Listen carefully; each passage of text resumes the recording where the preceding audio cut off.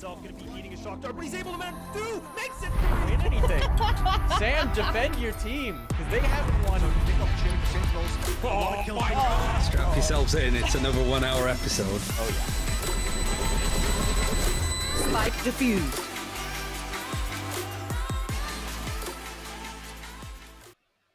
Welcome to Press Forward to Defuse, your weekly spot for Valorant esports news and discussion. We've got a lot to talk about this week. We've got Masters to talk about. We got the 1 year anniversary of Valorant to talk about. We've got Emo Ryan because the EU teams didn't live up to his expectations. He shrouded himself in the dark. I'm trying to Yeah, fix it that's as we what they go all say. along. Look, your lights are just I'm morning literally liquid Team alongside Liquid, you. trying to fix it as I go along and just doing my best. That's all you can ask for. And just like Team Liquid, failing. We've got a lot of news to talk about. We got the usual suspects here. We got Sam. We got Ryan. We know how Ryan's doing. He's big sad. Sam, your setup's looking a little brighter. How you feeling today?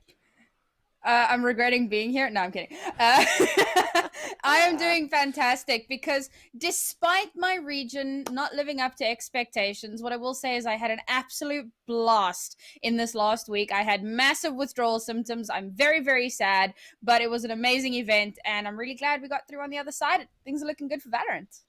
You've got like proxy post-event depression without having Honestly. been at the LAN. It's classic.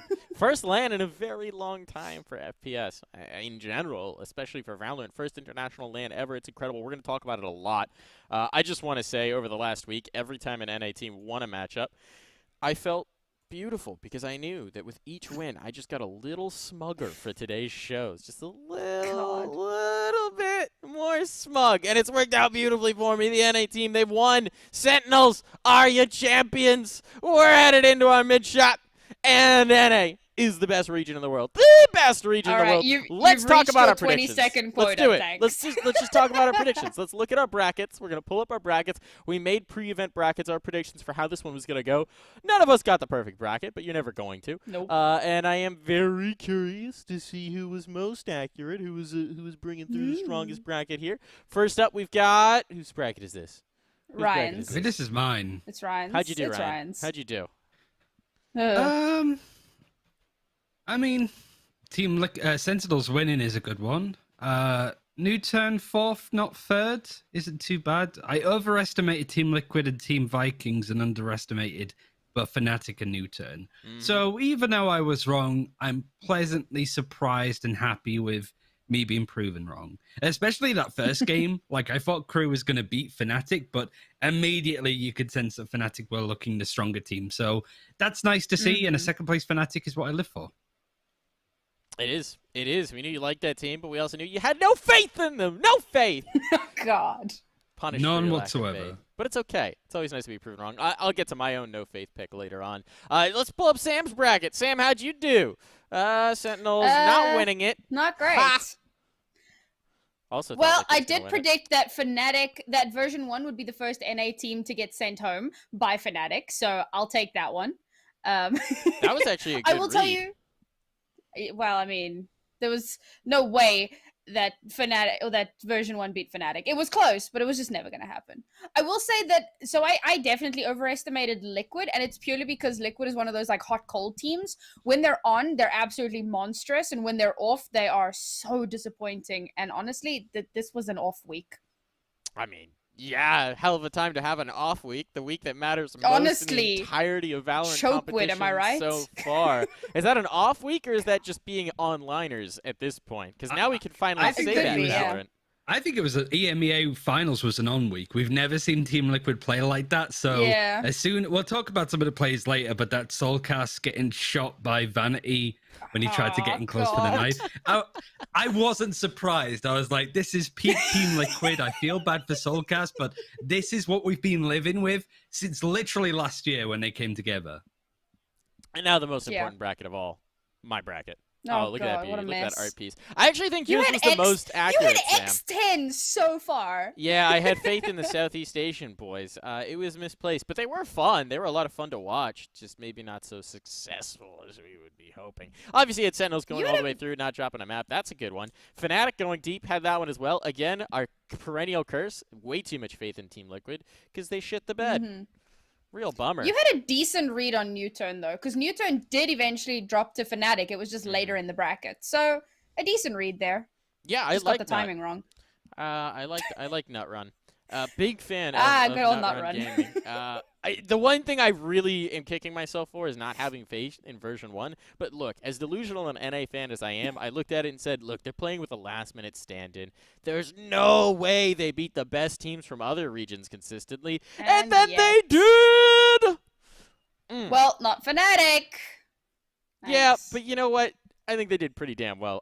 Let's talk about that, actually. They did phenomenally let's start well, by yeah. talking about version 1 here, because I think that was wild. I think they outperformed my wildest expectations for them. That team was so good, considering the situation needing to bring jammies in last minute, not having Whippy, who's a phenomenally talented player, and toppling teams like Liquid, going deep on into the bracket, playing competitive even in the games they lost. That series against Newturn was incredible. This version 1 team, a team that we weren't even sure was going to make this event, right? We still had them projected to be several months off from getting to that level. They've progressed. They've gotten so strong so quickly, and they showed up on the world stage. What do we make of that, Ryan? Yeah, I mean, like, shout out to Jammies that came in as the super sub, really. Rumors is that he's maybe going to exit, which, you know, we were discussing it last time of, like, that roster shuffle around with JC Stanny going to Ambox instead. We were like, well, who might go to exit? Who's still on the market? And I think Jammies did himself really well. I think everybody had a really good series, though. Vanity showing up on the main stage. Effie's was one of the most impactful support players that we saw in that tournament overall. And I do think that they ran into a pretty lackluster Liquid in that series as well. Like, that last Haven game pretty much summed it up perfectly. But they did lose to Newton, who, whilst they came third, didn't look as convincing as, say, some of the other teams that we saw, like Fnatic and Sentinels, and then losing pretty handedly to Fnatic after that. So I think they did well. Could they have done better if they had Whippy? Most likely. But it's a great thing to sort of leave and go, I wish we did better, but they've got a bit more fire in their bellies. And hopefully Whippy for the next one, depending on how COVID and student restrictions go, right? Because that was what we were talking about in previous weeks. We don't know if he's going to be able to go to Berlin. Yeah, it would be fantastic if they could qualify again and if he could actually attend this time. Sam, what do you make of it? Honestly, my most mold-worthy moment throughout any of their series was that collat. I don't know if y'all remember this, but it was Mystic and Doma. Doma is standing behind Mystic on Sage, and it's like his fingers are like intersecting with Mystic's body, and somehow that equals a double kill. I don't know how that worked. I was so mad. But apart from that, you know, jeez. But apart from that one very interesting moment, I was super impressed with V1. With their game against Liquid, you know, Ryan said it, very lackluster Liquid, but at the same time, they performed really well. You know, the operator plays on Split, for example, was so good. Like, Liquid just kept running into the op, and we were getting value out of that, right? V1 just consistently got value. It's not enough for someone to just run into your crosshairs. You got to hit those shots. We saw a lot of missed shots from some of the other players throughout the week, but V1 were hitting those shots and getting that value, and it was fantastic to see. I did see one argument that said that, like, Liquid struggle playing against Astra, and so Yampy kept dashing into Astra utility and getting messed up, and I was like, no, Yampy just inted. Like, he hard inted those everything. games. Like, walls, other players. Elsis was like, he dashed, I'm just going to spray over here, and killed him like 8 times. It was just so consistent. So bad. It was awful. I mean, all right, so let's talk about Liquid then, because they were obviously a huge disappointment, as you can see from all of our ranking brackets. Do we think, as you were saying, Ryan, that qualifying to this event was the overperformance, and this is more indicative of their standard level? And if that's the case, like, surely something has to change. Do we make changes? Like, what do you make of this Liquid roster? See, that's the thing. Like, I don't think you look at players like Soulcast, Link, or Cryptix and say they are the problems. I think that Scream had so many good moments, but I think there were a lot of moments where he tried to put the game on his back too often. He tried to do too much, which I don't think was necessary.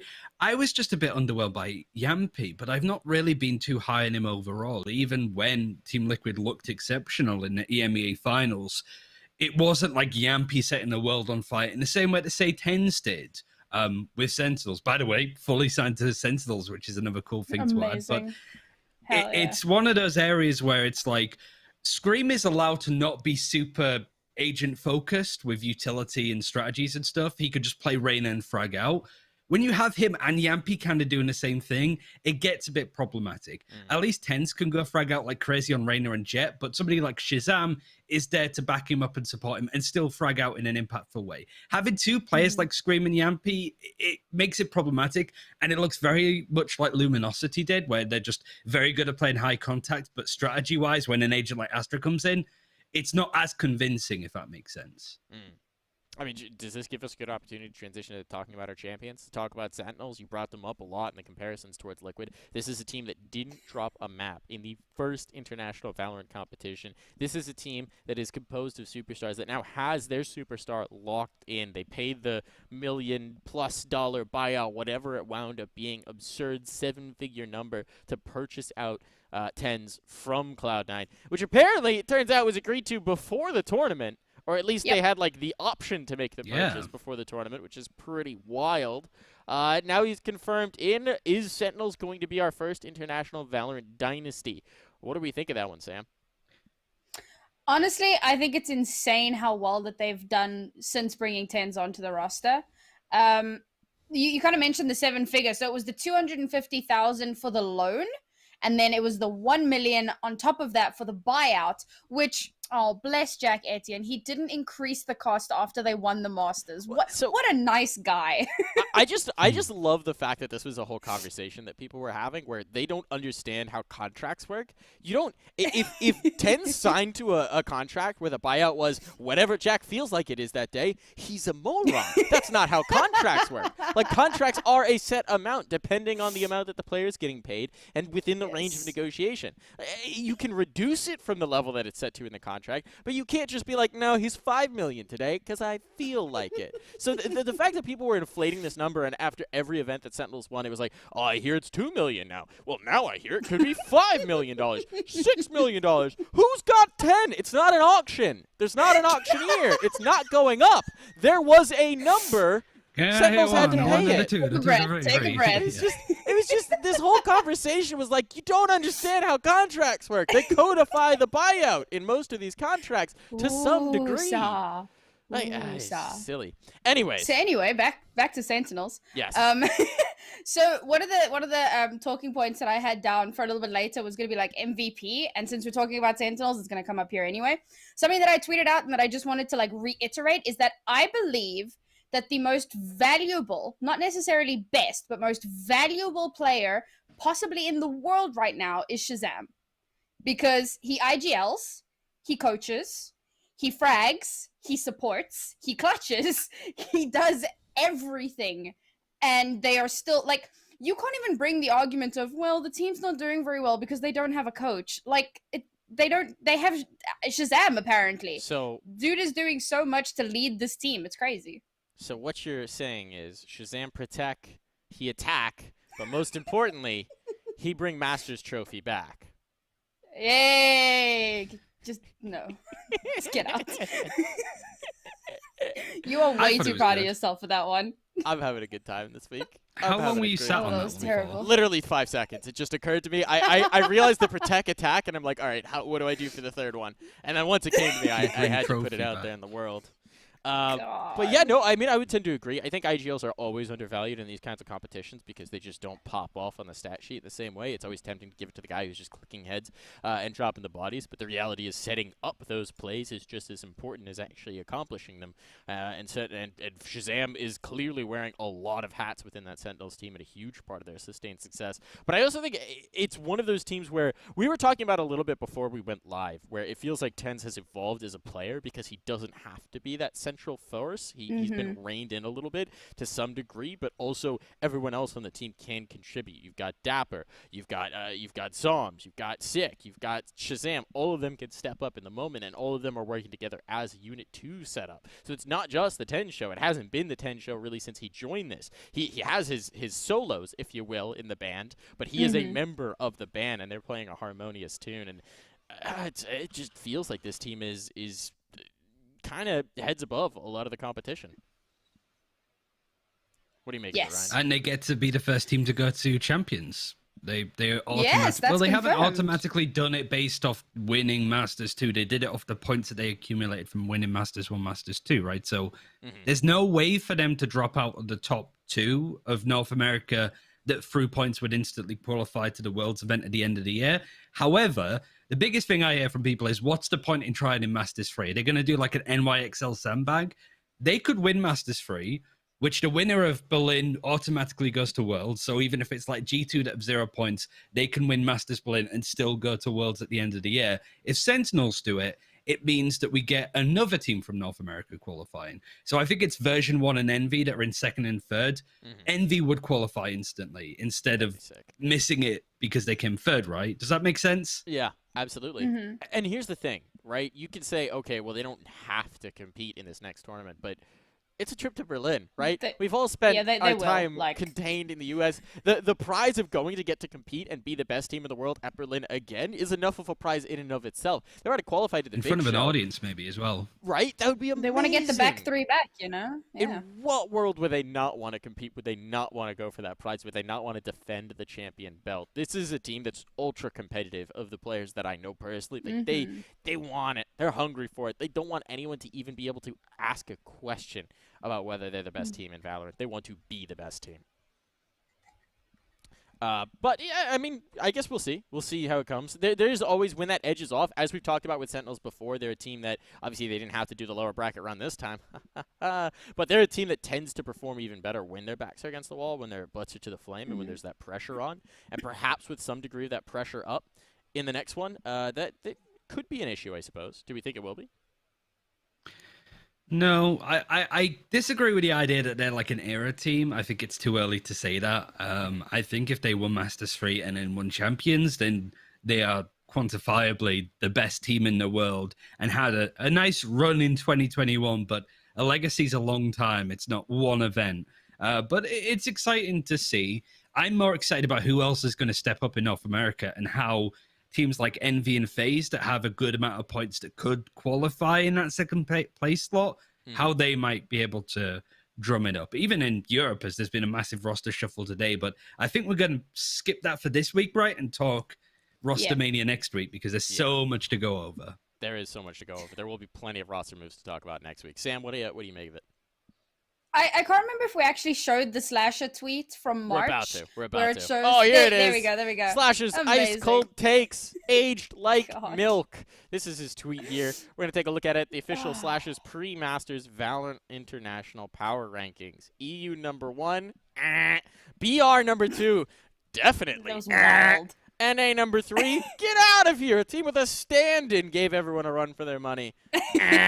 Korea 4, yeah, okay, that one's reasonable enough. They were 3, but, you know, whatever, we'll give it to them. Japan 5, yeah, no, it's just a terrible hot take here. But, look, I do want to say I sympathize with Slasher. He's an NA fan. He's been abused by NA teams losing everything for so long. He's used to disappointment. It's understandable that he would be like, it's like recoiling ahead of the blow to try and comfort yourself, to cradle yourself for it. It's understandable that he's feeling this way. What do we think about his age like milk rankings here, Sam? Oh, I mean, it's absolutely terrible. I think that a lot of it has to do with the fact that it was in March, which was quite some time ago. Obviously, a lot can change between then and now. And a lot of the players in the press conference said, like, the teams that you saw at Challenges are not going to be the teams that you see at Masters because they change so much. They want to be ahead of the curve. They don't want to be anti-stratted and all that good stuff. So they said, like, a lot of changes are going to come in. Can it be enough to completely topple the rankings? Maybe. I think it's just as likely that Slasher doesn't know what the hell he's talking about. This is also a possibility. But what I will say is that a lot of people believed in EU supremacy. And while we didn't come out on top, I will say that grand final was like the best Valorant match I've ever watched. It wasn't like one team entered into a 13-3. It was really blow for blow. It went into like double overtime. It was a really good match. And I think that this puts Sentinels and NA at large in a position of, well, now we've declared ourselves the top region. Now we have to hold on to it. And I think that a lot of other regions are fairly close at their heels. I do want to say before we get away from the slasher take, I want to give this to you, Ryan. I know that you were a player. You were someone who was looking into that Brazilian scene before they came out. You were kind of pumping the brakes on some of the excitement about them, a little bit skeptical of it. Obviously, they shit the bed at Masters. They did not really deliver on expectations. Do we think that that's going to be an issue for Brazil? Do we there's a lot of potential talent there, right? Do we think they're going to be able to come back? What do we make of that region now? Well, there's a couple of roster moves that have come in for teams like Gamelanders and Furia, two teams that probably should have qualified over Sharks. I think it was the worst possible meta that Brazil could have ever had in order to the slow, methodical Viper Astra stuff. I think Vikings still look the top team, and I think they're going to take quite a lot from playing on a stage like this and being able to up their game. But I think Sharks got through because they were the quickest team to adapt to Astra Viper, where teams like Gamelanders, Fury, a bit more aggressive, bit more fast-paced, struggle to. So if we have a dynamic meta shift going into Berlin, I think we could see a very different team to Sharks qualifying, but I would expect to still see Vikings. I'd still expect to see X10. I'd still expect to see Crazy Raccoon as well, because they're also dominant in their regions, but they're not necessarily the best teams on a global stage. But yeah, you called it though. You said Brazil were going to disappoint, and they did exactly that. It was a shame. A lot of my bias and predictions and stuff come from track records in CS. I don't think that this means that Brazil can't be good in Valorant. I think they absolutely will. But I think that the domestic bubble in Brazil tends to be brutal for an international playstyle, where you get used to playing a very specific brand of play, very aggressive, very dynamic, all about the aim fights, not really worrying as much about the setups and whatnot, and that it takes some time to adjust to international competition. So I am curious to see how they're going to do in the Berlin cycle. I think that it could change quite a bit between now and then, but for now, yeah, maybe pump the brakes on that region. Just more teams too, like two Japanese Didn't teams, we two have- Southeast Asian ones. Didn't we have like a wager? I don't recall what it was. I swear we said it was a wager. we were gonna buy a pizza. It was if Team Liquid win the event, you were gonna buy, or if we were gonna buy you a pizza. We were going to buy you If pizza. if Team Sentinels Liquid won. won, you Right. owe us pizza, so you owe us pizza. Okay. And then Okay. if neither of those teams won, we were all going to buy our producer Ed a pizza. So you're right. Thank you for Oh, remembering unlucky that, Ed. Sam. Thank There you for you go. remembering that. You owe each of us a pizza. I'll send I you. do, I'll I send you a do. bill. Do they have Venmo? Do you have Venmo? Is that a thing? No, we don't. I don't even know what a Venmo is. What? Bummer. All right, we'll do it Have through PayPal. We'll figure it out. That's wonderful to see. Well, Ed, I'll share my pizza with you. But yeah, Aw. okay. I want to talk about a little bit of the different aspect of Masters as well, because I think we've sort of gone through the teams, some of the competition. But let's talk about the broadcast. That was a hell of a show. It was a hell of a Oh, it celebration. was so good. And the personality of the players shone through in such a stellar way. There were so many moments, the celebrations, the plays, the entrances to the arena, the post-match sellies. I mean, yes, Boaster absolutely was the star of the show. But I'm also talking about, like, you turn, like, cutting off the rabbit ear, or the Yes, cat ears. the That cat was my ears. favorite moment of the whole That tournament. was so There good. were so many little moments of just personality coming through. That's such a great way to translate it, and it's such a great way to build up these players as brands, to build their identities as well for an international audience. I think they did a phenomenal job with that aspect of the show. Yeah, the I think that MVP was we so saw it at the bottom of the important. screen. Technical pause. Somebody should have sponsored Technical Pause, like Red Bull or whoever, because they would have Yeah. got their absolute Red Bull money's technical worth. pause. Yeah. I loved seeing this because it, like, all the different personalities, not necessarily everyone being like super hype. Like Liquid was the edgy There we team, go. right? There we They, Oh. they weren't like super hype all the time, but like when they walked on stage, like they looked angry and somber, and like, you know, like if they walk up to you with well, if this guy hits on your girl, what do you do, kind of thing. And that was their personality. This was my favorite moment. This was the best moment of the flight entire sending version went freaking home. yes 5v1 was vengeance for the cat ears. It's yeah. I love seeing this. That's tough. That's tough. Some of these moments are just fantastic, just really fantastic. But it's so cool. It's so cool to see this growth from the personalities. I mean, this man right here, Boaster, I think Boaster has just earned this so moment. many fans. He has built his brand out to an enormous degree. This is just making him a superstar beyond his competition, beyond his play. Obviously, Fnatic doing that well is incredible, but also just the brand, the identity, the personality. That Fnatic team has now gained so many fans. They already had fans back from their days in Summon FC, you know, the core, the personality of that team, but now to shine on the biggest stage in Valorant, that's so cool. What's this? What is this? Sage Riz, what do you mean? Oh, yeah. Oh, yeah. The stage so was so fun. cool as well. I've got it as my my background on my PC now as well. It was just a really good event. I think it was a shame that you didn't have talent and stuff on site. But I mean, it's nice to still have something to see grow. Like for Berlin as a viewer, with an audience, with the casters and analysts actually there this time, that's the next step, right? And then you got champions at the end of the year. So it's not like, all right, this is the first international event. There's no way it could get better from here. This is just like a small step on where we're going. And that cameraman, he didn't know what to expect with Patty Pan. He was nuts. Well, I mean, and I also, think, go ahead, Sam. Sorry, just someone that, or people that don't generally tend to get a lot of love are the observers. There were some phenomenal shots that caught so much of the action. The cinematic observing from Yeti, for example, was just out of this world. And while he was doing all the cinematic shots, I believe he was the TD as well. So he was directing the whole thing. Like, just super, super props to that whole production team. Not just the observers that we know, but everybody who was behind the scenes. I feel like they put in so much to make this a phenomenal show. There were even some pictures on Twitter of like the truck, and there's like 6 billion screens, and they have to make sense of all of it and put on a show. It is phenomenal, and they deserve more love. Yeah, behind the scenes. Yeah, he as well. NSG homegrown observer, right? So Sapphire, proud. So amazing. proud. Sapphire and Prius, Yeah. yep. A fantastic Yeah. show from the observers. Really well done. And it's cool that they're being integrated as a big part of it, it seems like. They're being featured, they're being shown. Observers as talent has been something that's been discussed in the esports space for a long time, right? Where if you don't have the right observers, if you don't have a skilled observing team, it can completely ruin a show. They go to such a length of helping to tell the story. They are just as relevant as the casting talent in order to do so. So it's good to see them get more recognition and good to see them get a chance to shine as well and do a hell of a good job. We literally have that in Valorant in some areas. So yeah, moving on. Moving on. Moving on. Moving on in. All right. Are we done with champions? Are we done with masters? Are we done with this section of the VCT? We're going to talk about this year of Valorant, or you guys got any moments to highlight before we move on in? I wanted to say for Fnatic, this is a team that showed that it's not like my biggest issue with them is I thought it was a bit of a honeymoon phase going into the EMEA finals, then going into Iceland.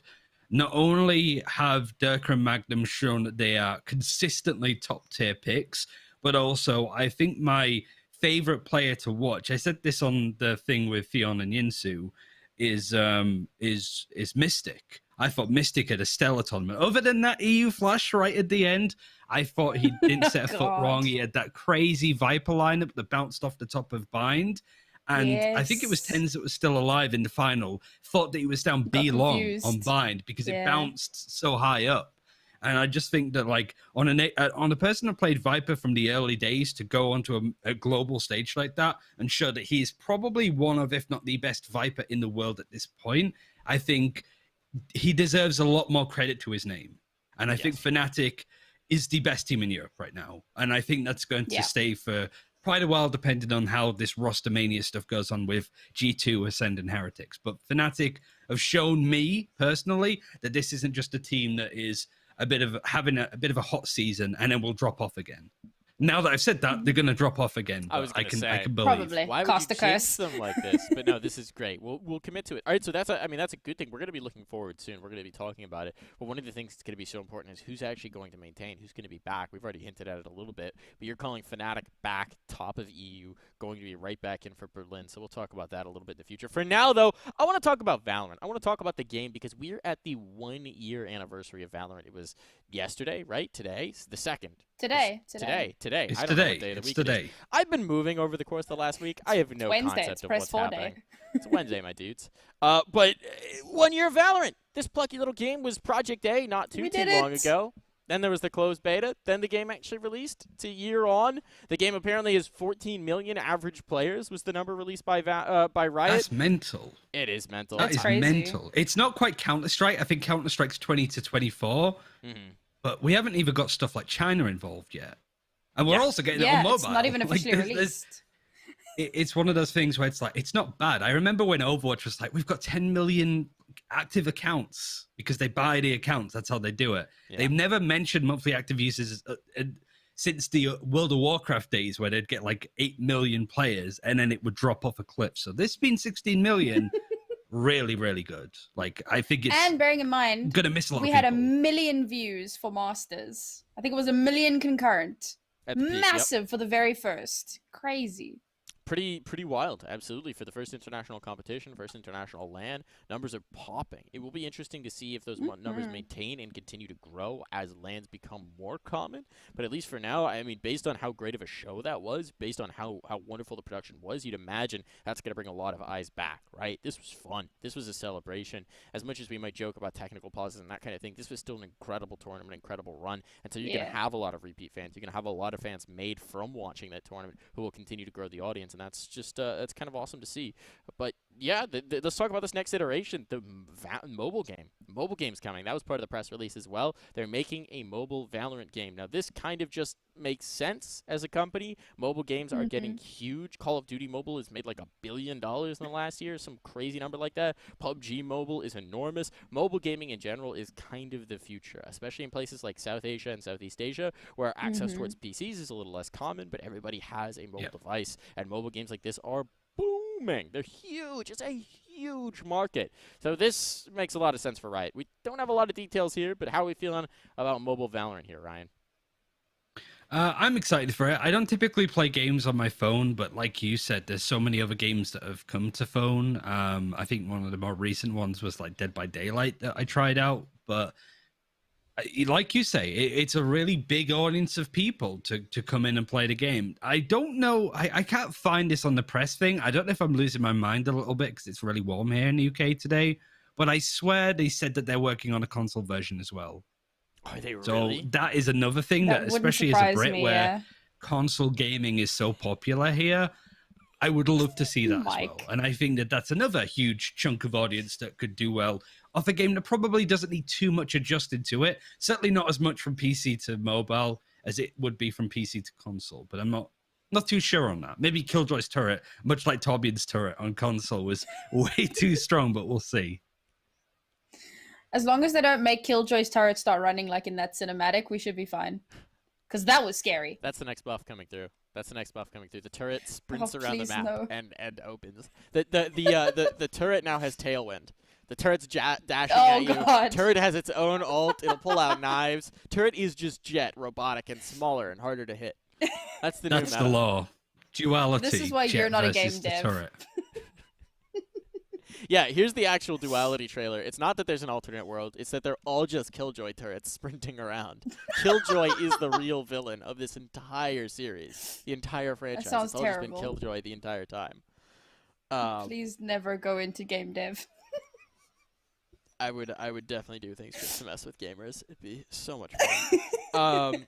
All right, let's talk about the last year again. Let's talk about it in terms of esports. We've got the earnings in the last year of the top 10 teams in terms of earnings. We got a graph here to take a look at. Tasty graphics, details, information. Unsurprisingly, Sentinels have made beaucoup de bucks. They made a lot of money compared to everyone else. It turns All out the that money. winning 2 championships, including the first international championship, the largest event to date, helps with the cash flow.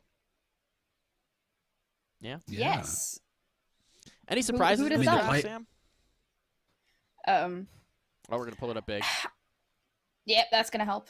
I think it's really cool to see that Vision Strikers are in second place. But again, I mean, they were undefeated for so incredibly long. You can actually see the difference it makes. So for them to have been undefeated for so long, you would think them a little nearer to Sentinels. But like the money in NA is so big, the number of tournaments, and then of course the 2 championship back-to-back wins as well. It just completely spiked their earnings. I think what I'm happiest to see is that the rest of the teams are very near each other, so there doesn't seem to be these like massive gaps from region to region, I suppose, except of course for Sentinels, because they just keep winning things. What do you do? Now they just have to win like 3 more of those championships to actually pay for 10s. Ryan, what do you make of these graphics? I'm more surprised at how quickly Team Liquid, Newturn, and Fnatic caught up with everybody. It is sad to see G2 up until the start of this year be in the lead and then just stay the same over the last 5 months. That's kind of sad. But yeah, just the fact that we see Newturn overtake them, even Team Liquid, who finished a little bit worse off in 4th. Now that the map prize pool even is starting to get a little bit deeper, and it's only going to exponentially grow, because I would imagine Berlin will have a pretty beefy prize pool, maybe more than this. And Champions, that's got to be like multi-millions, right? Because it's like Worlds. At least 1 million. At least 1 million. I'd assume that's the baseline. I'm just talking out my butt here. I think that it is also interesting as well, the symmetry between G2 and TSM, right? There's so many parallels between those two teams in terms of dominating early, building the big brand, having like the players for a little bit, and then just sort of tapering off. And now they're both making substantial changes, similarities in winnings, and when they both tapered off in that regard as well. I think that's one of the most interesting parallels between the EU and NA region, is just the old champions of the beginning of the year who have just completely fallen off and basically disappeared from the conversation. I mean, they made the same mistakes, though. Like, they were stubborn and believed that because they were good early on, that would just somehow continue and that growth was not necessary. And it just took way too freaking long to bring those changes in.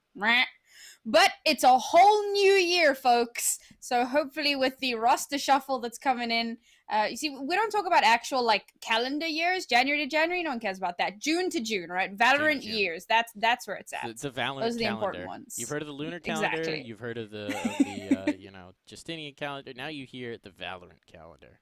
It's the only one that matters. Clearly the only one that matters. But this has been kind of interesting. We also do have the 1 year of Valorant event celebration. The details of that have literally just come out. I took a peek at them before this show, but I don't have all of the details here. There's a battle pass coming out. There's new player cards. There's new skins. The night market is back. Lots of fun things are going on to celebrate 1 year of Valorant, 1 year of this game being out and developing such a special place in so many players' hearts. It's kind of cool to see Riot put the emphasis on it, but I also think that this for them is a triumph, right? This is a celebration. They just ran their first international tournament. They've made this a viable esports scene early on. Obviously, we don't know about longevity. That is something else to discuss, but certainly early on, very promising results. The game's player base is enormous and seems to be growing as well. They're probably making Bangola off of these crazy skins they've got going. Things are looking bright for Riot and Valorant. Things are looking very good indeed, wouldn't you say, Ryan? Yeah, and sort of thinking about it, like I have a very unique perspective on the year, being like a content creator that started doing. I remember like a year ago we were up at like 3 a.m. on the Japanese servers because they were the first to open up, and we were testing out Reyna and Ascent there, just running around with a huge amount of lag trying to show off her abilities and stuff. It was a mess, but like even like the casting stuff early on, you look back and you sort of look at like, how did we deal? I mentioned this off Pansy's tweet where she didn't cast any Valorant for 4 months because there was no Valorant in Europe for 4 months. There was like the first Strike qualifiers, which were done by Blast. It was just Scrawny and Londas that were casting it, who are probably one of the more underrated casters in Counter-Strike. And I was genuinely terrified that they would move to Valorant because they are so good. But like it was 8 games broadcasted in 6 weeks. Because it was Europe, and they were all best of one open qualifiers as well.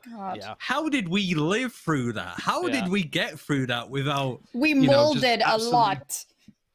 It took a while. And there's still stuff to change. Double Alim in Europe is something that I'm still dying for, and much more like the open brackets that we saw at the end of Stage 2. There's still more that can be done, but it feels good that we're on the right track, and people are now taking Valorant esports seriously. And it would be nice to see a couple more orgs and tournaments jump in, especially now that there's a bit of a break. It's a nice time to reflect, and yeah, it feels really good, and it's been a hell of a journey for every part of it. And I'm sure a lot of streamers, you know, the likes of Flight, Savage, Jonas, those people that made their name in Valorant would inclined to agree. I'm sure Nerd Street Gamers would be inclined to agree, considering how well that's done with the Valorant tournaments. It's brought up a lot of great things out of the woodwork, and I'm very, very thankful for it. Absolutely has. Honestly, Sam, your Valorant? Valorant like completely changed my whole life, right? Like I was already doing commentating stuff, but it was in a game that I didn't have too much of a future in just because like the market was so saturated and like various other things. But Valorant came out and it shook everything up. Everyone was new, everyone was a noob. You might have had like casting experience in a general sense from other games, but no one could say I've been casting Valorant for 15 years, you know? Like everything was new, blank slate for everyone, and it has brought so much joy. A lot of molding, particularly being in EU. Like we've had a lot of rants on this. One of the things I'm most grateful for with Press 4 is having an open space to rant about the things that piss me off. But on top of that, I got right here. Honestly, and I met some pretty amazing people through all of this. Ed's busy dying. I don't know. I'm not sure what I did to kill him, but there you go.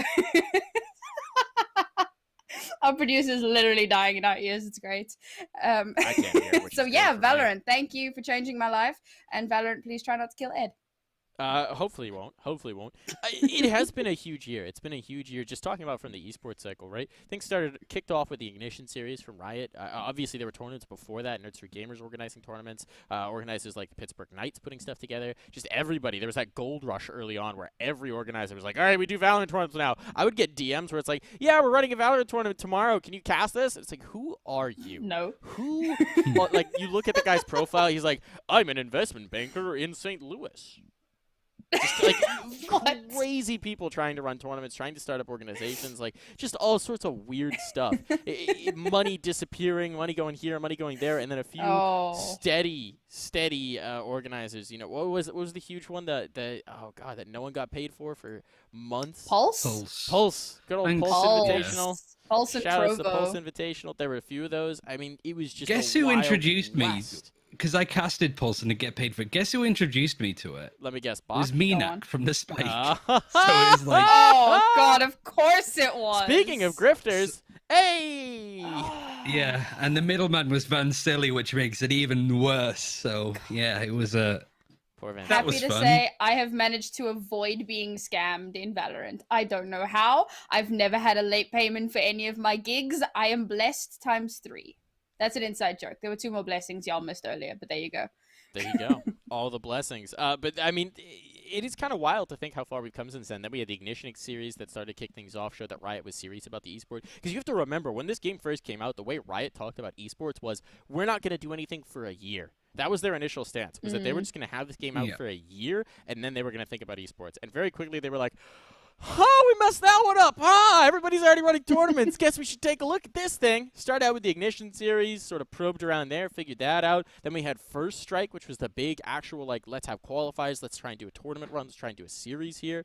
And then that's all become the VCT. And the VCT has blossomed. And even, first VCT to second VCT has shifted. And now I think this third VCT cycle is going to be fantastic. Because instead of needing to condense it all to get to an international LAN as quickly as possible, which I think wound up happening with Reykjavik, you're going to have the proper time. Everyone's going to know what it's going to look like from the get-go. You're going to have the time to group that together, and this should be the best series of qualifiers and tournaments yet. I think that this is really where we're going to see the VCT system as it's supposed to be, and that's really exciting. Crossed. All my fingers crossed. Honestly, as long as EU pulls their bootstraps up, then, we should be getting somewhere. Like, Mitchman tweeted it during the tournament. What? Fingers crossed. Fingers crossed. The people were doing that a lot on like the images. Oh no, like they do this. little They do V this. sign. It's a heart. That's the it's a heart. part. It's a It's heart. the bottom of a heart. Yeah. Well, it's not. Well, it's a whole like heart. It's not. No, it's really stupid. But it's like a I think heart. it's a Korean thing, originally. It's like doing that is like a cute thing. There was a point to what I was saying, and I got completely sidetracked. Oh well. Blame Ryan. He's I always blame Ryan. That's like the old internet boomer in us. Mitch. Okay. When the EU teams had gone down to the lower bracket, he made this tweet, and it was like, EU in the lower bracket. What is this place? I've never been here before because we don't get those. It is true. That was it. That was. I kind of loved following Mitch's Twitter over the course of the week because just the level Yeah. of delusion as Descended teams got into eliminated madness. just Yeah. was God, magnificent. he did. He just lost his mind. I don't think I've ever seen someone celebrate more than when Nuturn knocked version 1 down to the lower bracket. And he's like, yeah, we finally did it. It's like, Mitch, you know you're not Korean. You're not Korean. You don't get to celebrate this. That doesn't mean EU did well. I'll take that as a win. Oh, he was And To be NA fair, losing EU then is a went on win to for beat both everybody Newturn else. and V1, so. In one day. No, 2 There days. you go. They beat Liquid as well. NA first team See? out of EU and NA to get sent home. Just saying.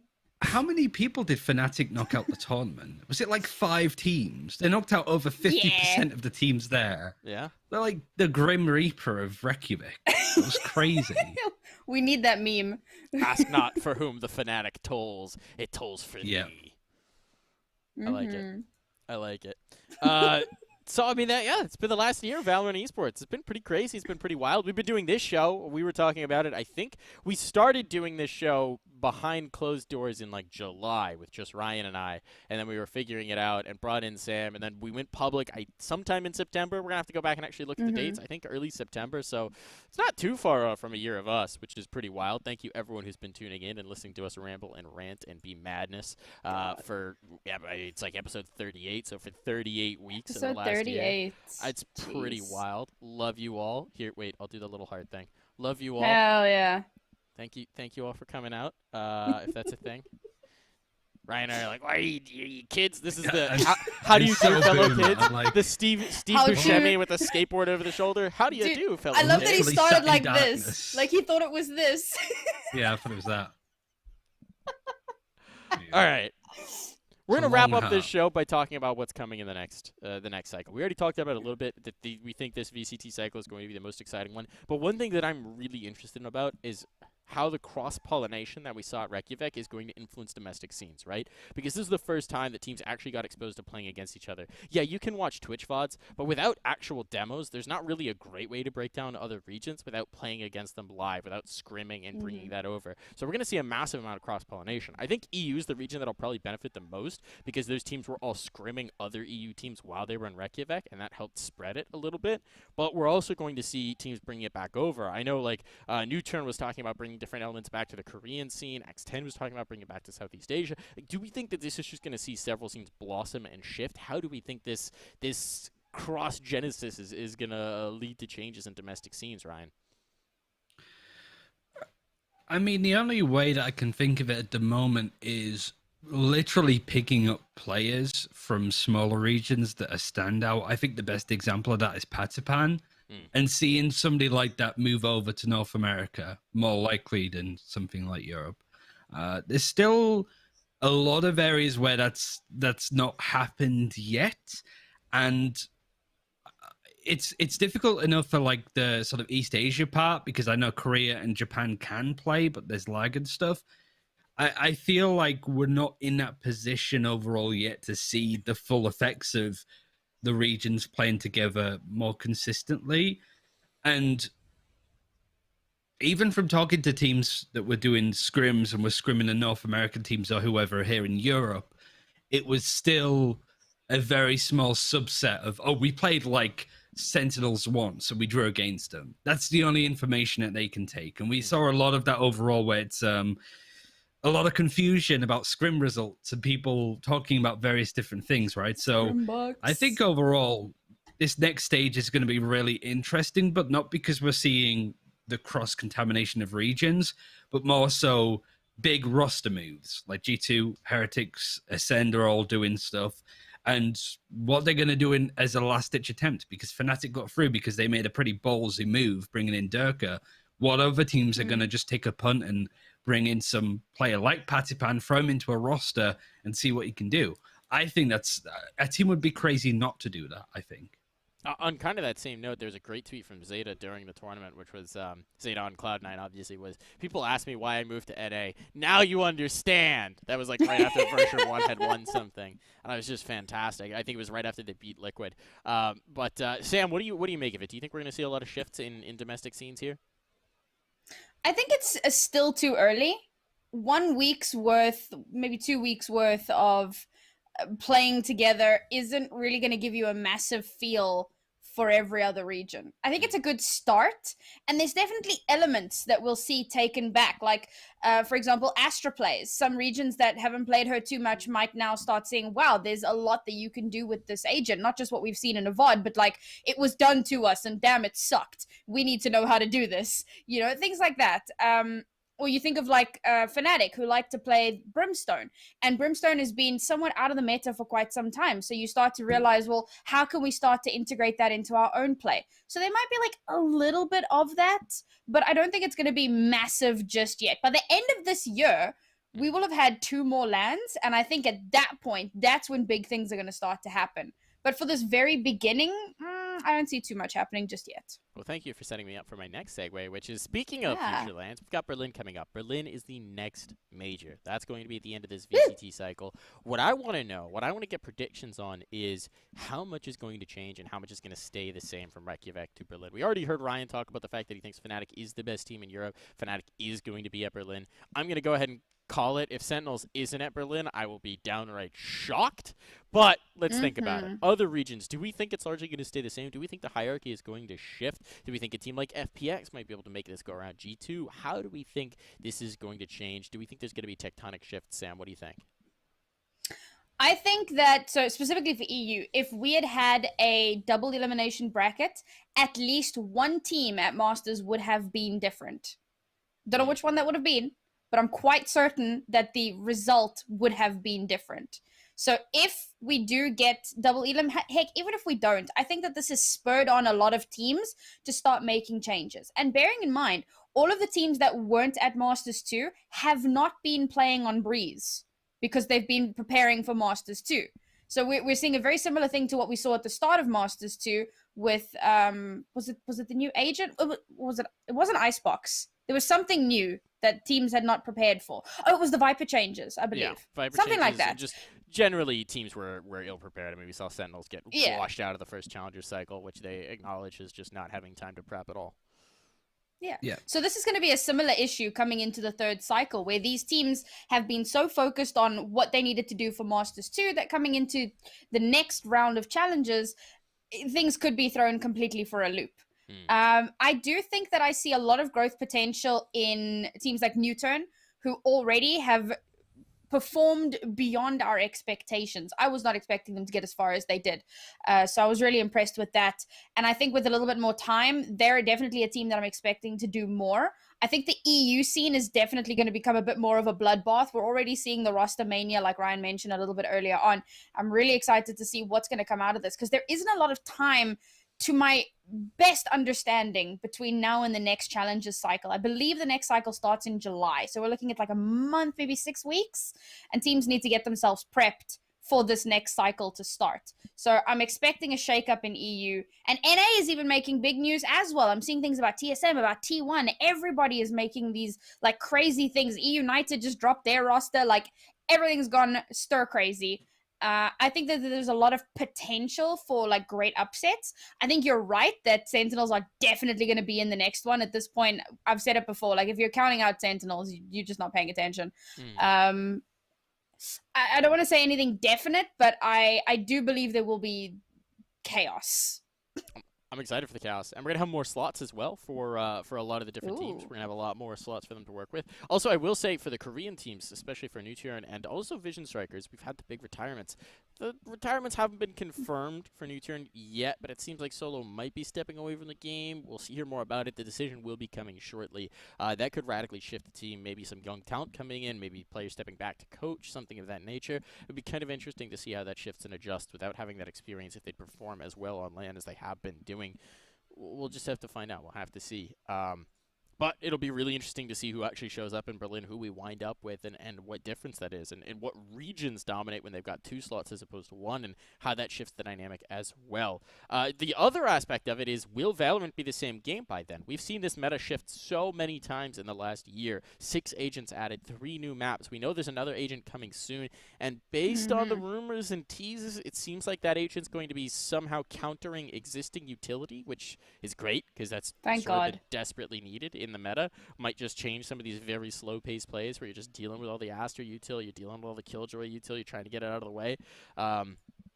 Do we think that Valorant's going to be the same game by then, Ryan? Good question. So we know that the devs have been pretty hands-off with balance changes since Masters has been going on and leading to it. From the sounds of it, they're gonna go mental on like balance changes after this. We've got a new agent 100% coming in with episode 3, but it sounds like they're gonna be pretty straightforward.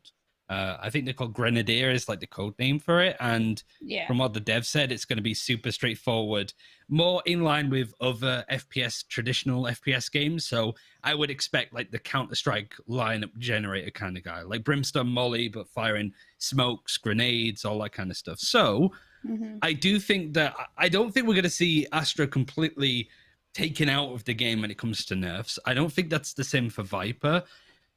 It really depends on what they do in other areas, really. I feel like you've got to kind of get updated on a slow, methodical playstyle, but I wouldn't be surprised if we get like a bit of a Smeek meta, because it seems to always come like a full circle every time. It does seem like it just might, Sam. What do you make of it?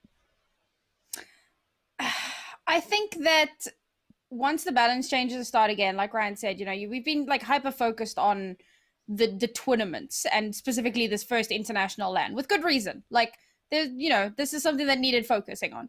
I think that in a very general sense, most of the agents are in a pretty decent spot. There are some things that could be tuned up. For example, like Astra has no counterplay except for like dodge the star, which is not always the easiest thing to do. So I think that we will definitely be seeing more balance changes coming in. And, as we mentioned, there's the new agent coming up. There should be a new map in, 4 or so months? So unlikely for champions, which is a bit sad. But we'll have Breeze in, which in and of itself already will start to shake up the meta a little bit because it is quite a different map from the others. I think that a lot of things will stay the same, but there will be some fine-tuning. Maybe change an agent here or there, maybe change a strat here and there, and then, of course, Breeze. I really can't wait until casters have to try and stop themselves from saying cleavage on live VCT broadcasts. I will never have to try and stop myself from saying that. It's pyramids. It's going to be fun. You may call them that, but most people do not. It's going to be a lot of fun. We got a new trailer. That's because I'm a professional, cool. Thanks. I don't know what that's like. We got a new trailer. It's called Duality. Apparently, the reason that you're always fighting yourself in these matchups is because there's a parallel world or something, and they're stealing Radianite from each other. I don't really get it, but it looks kind of hype. It looked pretty cool. It was pretty spicy. Yeah, what do we think? We think that's going to get real weird? I think it's already pretty freaking weird. It's pretty weird. It's pretty weird. But I'm into it. I'm into getting a little bit of the lore. I love stupid inane lore for competitive games. I know there's a lot of people who are like, who cares, shoot heads. But I always love hearing about the backstories. I love it. It gets me going. Enjoy hearing out why Just you're one actually thing. doing anything. Hit me with it, Sam. Just one thing about Duality. So they announced during the Masters event that you had 48 hours to get the Duality player card, and then 1 million people tried to get the Duality player card, and the site just bombed, and it's been dead for like broken. 2 days. Yeah, It's so I still think broken. that they've extended that. I've managed to get mine through constant refreshing. So it is possible, folks, and I believe they've extended the time. So if you haven't done that yet, I believe that it's probably in an article or a video somewhere. You can still get that Duality player card, so do that. Hold on. I'll try. Redeem.playvalorant.com if it's working, and Yes. the code is duality spelt backwards. Spelt backwards, yes. But there's no timer on it anymore. It was 48 hours, but seeing as it's all broken, you can do it in 2 years if you want. Heck yeah. There you But go. do love the old hug of death of we're giving away free stuff. Oh God, our servers. Oh God, what happened? I think that's gonna wrap up our show here, folks. It's a celebration this week. Oh, hit me with it. Hit me with it, The Sam. Big Moments article from Nerd Street Yes, Gamers. yes. I was gonna Year shout of that Big out. I promise. Moments. There is Okay, a I'm there is just a year of big checking. moments. I was going to shout that out. There is an article talking about the last year and big moments. You should head on over to nerdstreetgamers.com. Check out the news section. There's also all sorts of features coming out this week, talking about Masters, talking about this year of Valorant, talking about different details. So always be sure to check out nerdstreetgamers.com for all of your Valorant news. There is a ton of good content there, exclusive interviews, detailed breakdowns, leaked information.